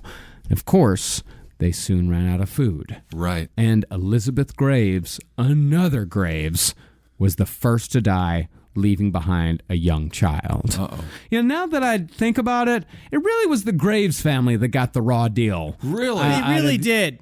They were good people. Yeah. They were hardy people. They worked really hard. They were strong. They were moral, like kind of tent poles for the entire party. And they just got fucked up. Yeah. And really, at most points, it was either them trying to help other people, or it was just bad luck. Okay, and this is this is the second relief. This is the second relief. The first relief already made it back. So they're all good. Only 2 people died on the first relief. So there's already like a contingent of the Donner Party that has made it to Johnson's Ranch. They're safe in California. Okay. This is the second relief. Remember, this is 3 people, like 3 adults, 14 children. Jeez. So after Elizabeth Graves died, it was decided that Reed should go ahead to Johnson's Ranch and send back for help. 1 adult was left behind at what came to be known as Starved Camp to watch over 14 children. Then, after the first night, it was 13. And it was Mary Donner, 7 years old, who first brought up cannibalism. 7 years old? Well, yeah, buddy. that's the thing. There were 2 bodies up above. Mary Donner, she'd already eaten her uncle, and she told the others, it's not that bad. How scary is that? You look at a little girl, sweet little girl. She's like, we can just eat the other little one. It's easy to do. All you got to do is, and then Uncle Jacob goes in your belly. And she's like, oh, God, help us all. Wow. Kill the little girl. Yeah. Kill the little girl. Well, I mean, she'd also kind of learned it from the camp because another woman, I think it was Jacob's wife, one night they were cooking and Mary asked her, it's like, what are we eating? And she said that the woman, like with a smile on her face, is like, what do you think we ate last night? Shoemaker's arm. Oh, my God. I mean, I guess they kind of had to make it fun for the kids. You got to have fun with it. I would rather have Damien from The Omen as a child. These kids are crazy. Yeah.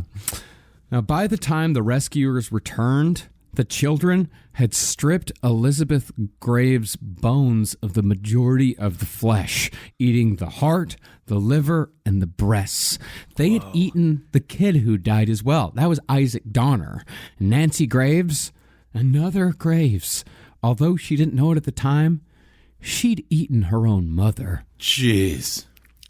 Now, when another rescue party found pretty much what was a cannibal hole, many of them were leaning towards just leaving him there to die. Yeah, dude, because it's just like, let the snow just take them. Like, This is a whole nightmare. This is a whole thing that maybe should just be swept away by time and the weather. But at the same time, like, it's still families, and yes, they become writhing demons, but they got to go to California to be actors. Right, of course, naturally, yeah. But 3 men stepped forward saying they wouldn't have any of it. Okay. And they carried the children all the way back to Johnson's Ranch. One dude, John Stark, rescued 9 children all on his own.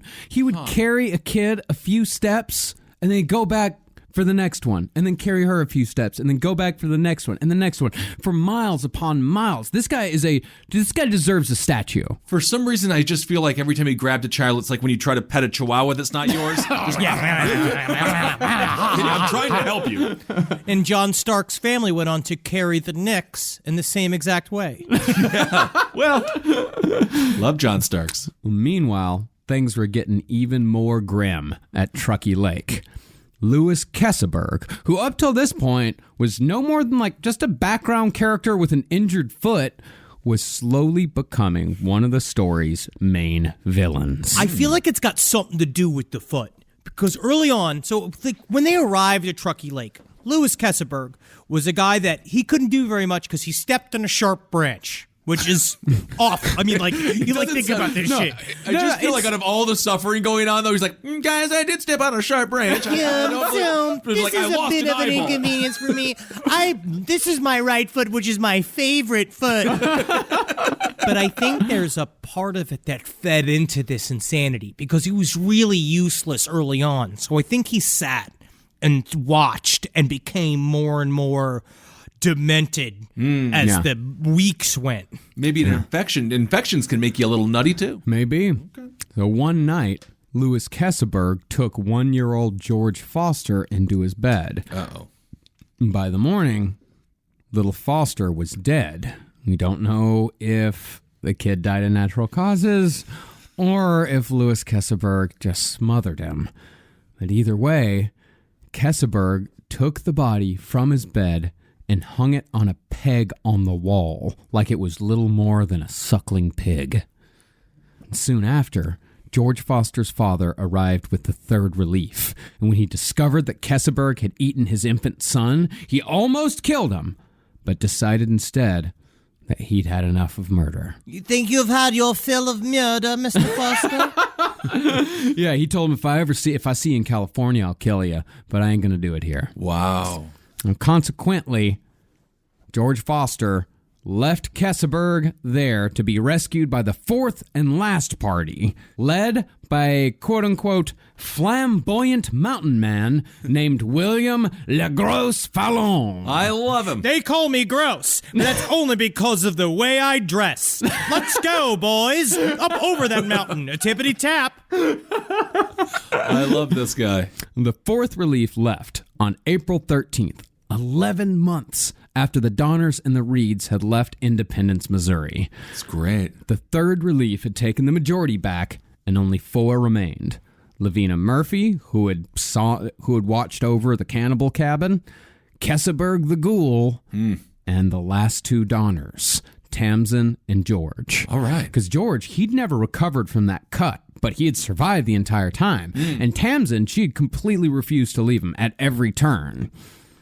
Now, the fourth relief knew there probably wasn't much of a chance of bringing back all 4. Now, Tamsin and Kesselberg, they were healthy enough when the third relief left, but the other 2 were almost certainly dead.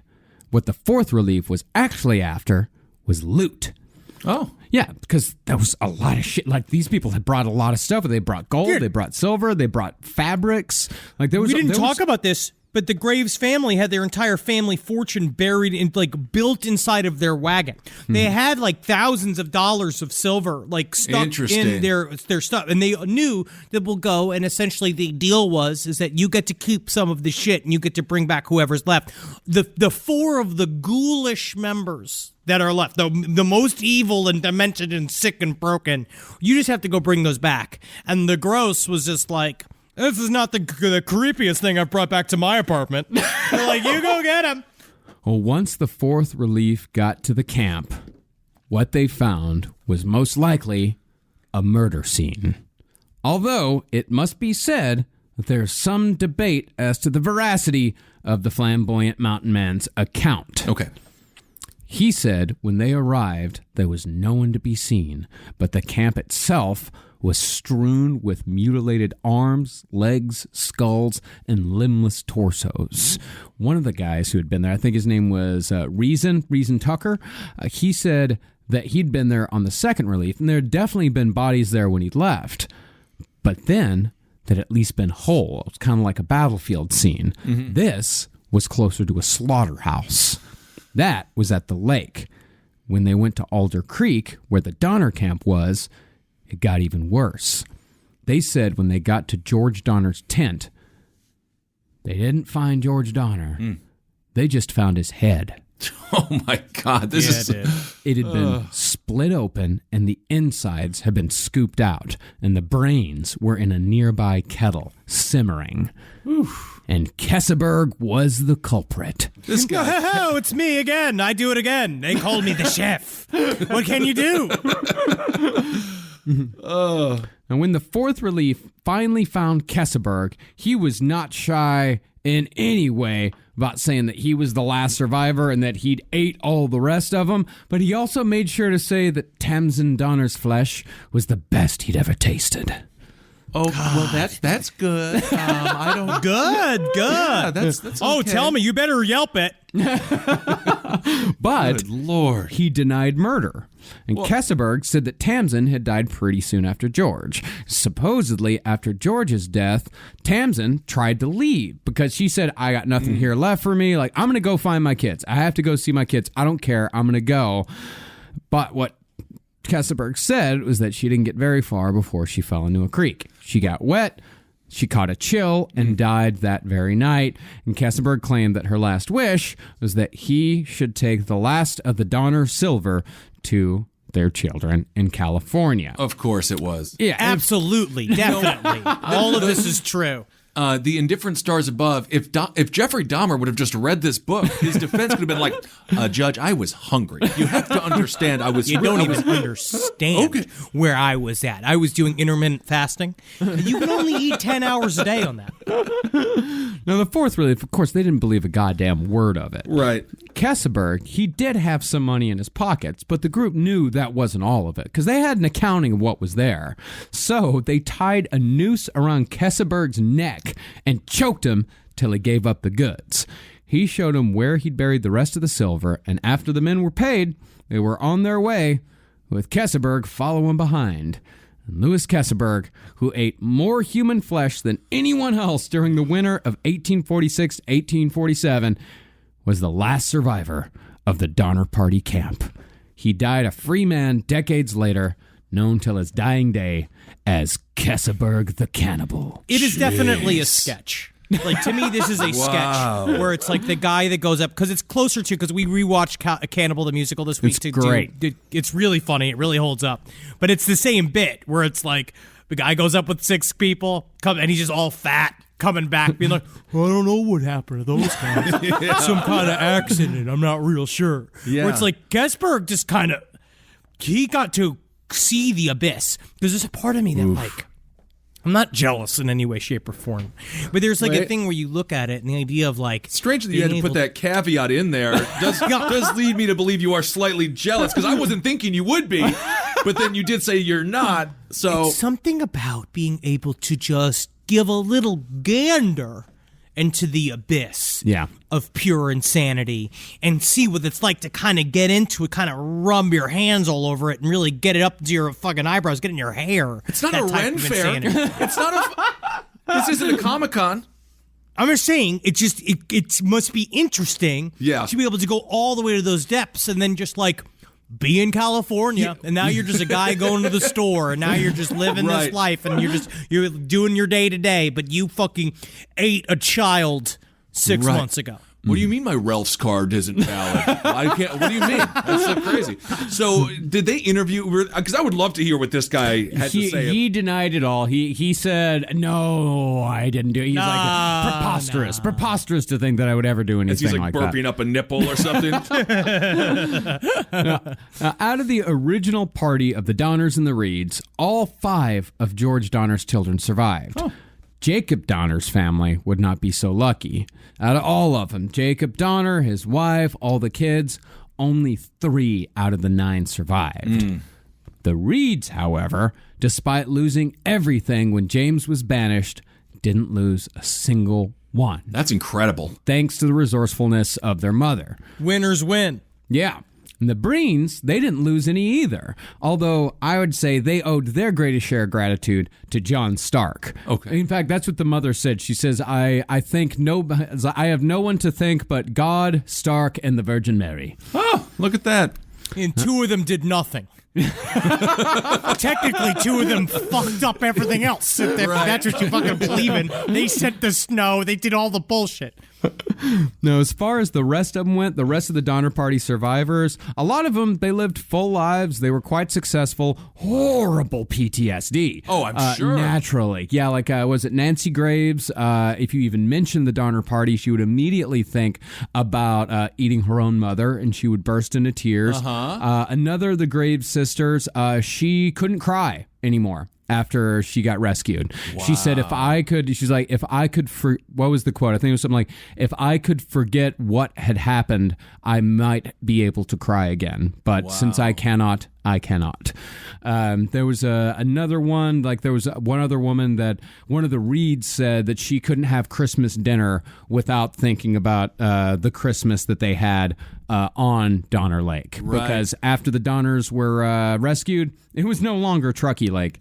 It was now Donner Lake. Wow. It was Donner Lake. And it was interesting on Christmas Day is they did talk about how, like, because they saved some stuff. Yeah. And they had these, like, little celebrations inside of the tents where they saved some beans or they saved a little bit of meat. They managed to kill a grizzly bear at one point and it divided it up, which was very, very, that was an intense fucking battle. Yeah. Like, there's so much here for a movie that is yet to really be, like, expressed. It's like just the Revenant style of going out and killing a grizzly bear essentially with their fucking hands. Right. And then dividing the meat up. It was very intense. Very fun. Very intense. And that's why we keep saying, like, go read The Indifferent Stars Above, because our 2-episode coverage on this, we are skimming the fucking surface on what this story actually is. I mean, this story, there's so many stories, like the grizzly bear story, where, like, one dude shot, like, single-handedly took down an 800-pound grizzly. And there are tons of stories like that. Stories of heroism, stories of cowardice. And that's why the Donner Party story is so fucking amazing. And then even what happened to some of them afterwards is a great story. Right. Like Sarah Graves, remember her? She lost both her husband and her father on the Forlorn Hope journey. Her life just kept getting worse. It could get worse. Well, not worse. Worse. Yeah. Well, I mean, her second husband, he got lynched as a mule thief. Can't do it. What is going on? Yeah, got lynched as a mule thief. Stealing mules? I mean, how the hell... Didn't Rasputin used to steal horses and stuff too? Yeah, but that was Russia. That was fun. That was fun. He was having a fun time. But what do you do with a stolen mule? Everyone's like, you didn't have a mule yesterday. We're missing a mule, and now you have a mule. Yeah. You're a mule. Well, you take the mule from far away, and then you bring it to where you are and tell all your neighbors, I bought a mule. Yeah. But now, hey, you go and you put a hat on it and a little jacket, and you say, my son takes offense at what you're saying about his appearance. Oh, man. Okay. In the Old West, you steal anyone's means of conveyance, and you're fucking dead. Oh, sure. Like, I you understand. are 100% dead. Cattle rustlers, too. Oh. And Marianne Graves, fucking Sarah Graves' sister, she married one of her rescuers, but he was murdered in 1848. And she actually sat there and cooked meals for her husband's murderer. Why? So he wouldn't starve while he was waiting to be hung. Because that's what actual, quote-unquote, Christian morals are supposed to be, which is that you care for people. Why was he killed? Do we know? I can't remember why why he was murdered, but yeah, I mean, it was murder. Okay. It was straight up murder. But others totally leaned into this. Like, a lot of them gave accounts to the press, and Eliza Donner, she published a memoir, but she also denied all accounts of cannibalism, which we know very much to be true. Right. And even, Kesselberg the cannibal, he was rumored to have opened a restaurant in Sacramento. Although the claim, I must say, the claim is highly dubious. Really? But if only, man. Because unfortunately, I would go. I would definitely go just to check it out. Of course we'd all go. Yeah.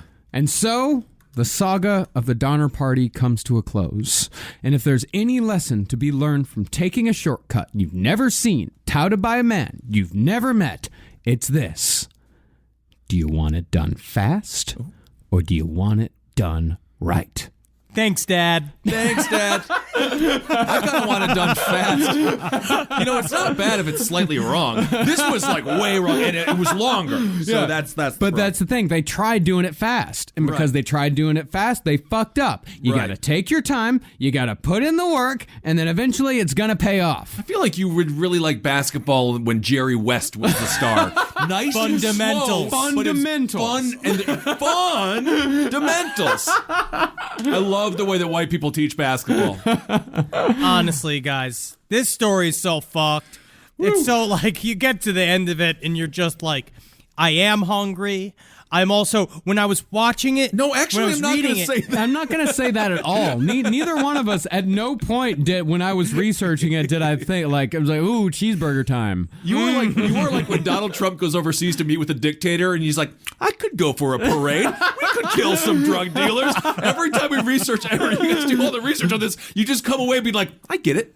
I could do that. Because I jump into their heads. You know what it is that I will say that's a part of this kind of story too, is that I definitely was reading it outside. I was like, I took a break from working in the office over here and I went to go read the book outside, and it transports you to that place. I mean, it's very scary, especially in the very end when you were talking about being in the snow hovels and they're stuck down there and you have no other way out. Those are the types of, like, when I have reoccurring nightmares, my nightmares are that I'm stuck on the side of a mountain and I can't get down. Man, I would love to see you get arrested, like, on live PD, reading the book. Just being like, don't take my book! No! It's my book! Sir, you're loitering, sir.